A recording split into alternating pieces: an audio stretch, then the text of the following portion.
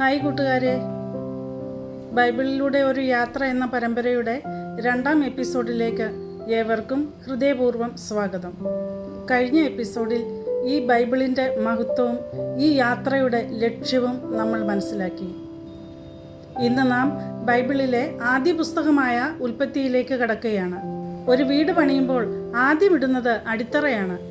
അടിത്തറ ശക്തമല്ലെങ്കിൽ കെട്ടിടം ഒരിക്കലും ഉറച്ചു നിൽക്കുകയില്ല.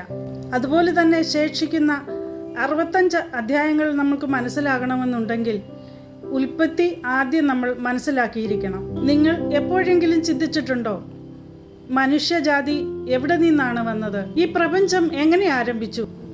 മനുഷ്യനെ സൃഷ്ടിച്ചതിൽ ദൈവത്തിൻ്റെ ഉദ്ദേശം എന്തായിരുന്നു? ഉൽപ്പത്തി എന്ന വാക്കിൻ്റെ അർത്ഥം ആരംഭം എന്നാണ്.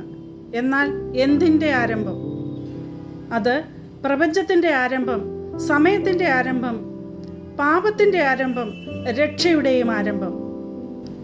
ബൈബിളിലെ പ്രധാന സത്യങ്ങൾക്കും ആദ്യമായി വാതിൽ തുറക്കുന്നത് ഉൽപ്പത്തി പുസ്തകത്തിലാണ്. ഈ പുസ്തകം നമ്മോട് വലിയൊരു ചോദ്യം ചോദിക്കുന്നു: നാം എവിടെ നിന്നാണ് വന്നത്? ഇന്ന് ഈ ലോകം ഈ ചോദ്യത്തിന് പല ഉത്തരങ്ങൾ നൽകുന്നു. ബൈബിളിൽ വളരെ വ്യക്തമായി പറയുന്നു, ഉൽപ്പത്തി 1:1 ആദിയിൽ ദൈവം ആകാശവും ഭൂമിയും സൃഷ്ടിച്ചു. ദൈവത്തോടെയാണ് ഇത് ആരംഭിക്കുന്നത്. അത് മനുഷ്യനെ തേടി ഇറങ്ങിയ ദൈവത്തിൻ്റെ സ്നേഹത്തിൻ്റെ തുടക്കമാണ്. ഈ പുസ്തകത്തിൽ നാം കാണുന്നത് സൃഷ്ടി മാത്രമല്ല, അതിൽ വീഴ്ചയും കാണും, പാപവും കാണും. എന്നാൽ അതോടൊപ്പം തന്നെ പ്രത്യാശയുമുണ്ട്. മനുഷ്യൻ വീണ നിമിഷം മുതൽ തന്നെ ദൈവം രക്ഷയുടെ പദ്ധതിയും ആരംഭിച്ചു. അതുകൊണ്ട് ഉൽപ്പത്തി കഴിഞ്ഞ കാലത്തിൻ്റെ ചരിത്രം മാത്രമല്ല, നമ്മുടെ രക്ഷയുടെയും ജീവിതത്തിൻ്റെയും കഥയാണ്. വീണ നിമിഷം എന്നത് ആദമും ഹവ്വയും ദൈവത്തിൻ്റെ കൽപ്പന ലംഘിച്ച് നന്മ തിന്മകളെക്കുറിച്ചുള്ള അറിവിൻ്റെ വൃക്ഷത്തിലെ ഫലം ഭക്ഷിച്ചതിനെ പറ്റിയാണ്. ഉൽപ്പത്തി 3-ാം അധ്യായത്തിൽ ഇത് വിശദീകരിക്കുന്നു. അത് ശാരീരികമായി വീണതല്ല, ദൈവത്തോടുള്ള മനുഷ്യൻ്റെ ആത്മീകമായുള്ള അനുസരണയിൽ നിന്ന് വീഴ്ച പറ്റിപ്പോയതാണ്. ദൈവം ആദമിനെയും ഹവ്വയെയും പാപരഹിതരായി തന്നെ ദൈവം സൃഷ്ടിച്ചിരുന്നു. അവർ ദൈവത്തോടൊപ്പം അടുത്ത കൂട്ടായ്മയിൽ ജീവിച്ചു. എന്നാൽ ദൈവം ഒരു കൽപ്പന നൽകി: നന്മ തിന്മകളെക്കുറിച്ചുള്ള അറിവിൻ്റെ വൃക്ഷത്തിൽ നിന്ന് ഫലം തിന്നരുത്. എന്നാൽ സർപ്പം ഹവ്വയെ പ്രലോഭിപ്പിച്ചു. അവൾ ദൈവത്തിൻ്റെ വാക്കിനേക്കാൾ സർപ്പത്തിൻ്റെ വാക്കിന് വില കൊടുത്തു. തുടർന്ന് അവൾ ഫലം ഭക്ഷിക്കുകയും ആദമിന് ഫലം കൊടുക്കുകയും ചെയ്തു. ആ നിമിഷം മുതൽ ദൈവത്തോടുള്ള അനുസരണത്തിൽ നിന്ന് അവർ വീണു.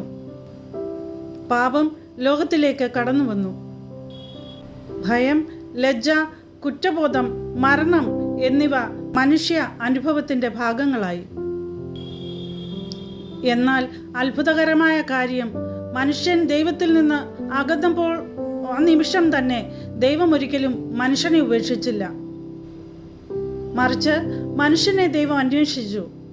ഉൽപ്പത്തി 3:9 ആദമേ, നീ എവിടെയെന്ന് ദൈവം ചോദിക്കുന്നതായി കാണാം. അതിനുശേഷം ദൈവം രക്ഷയുടെ വാഗ്ദാനവും നൽകി.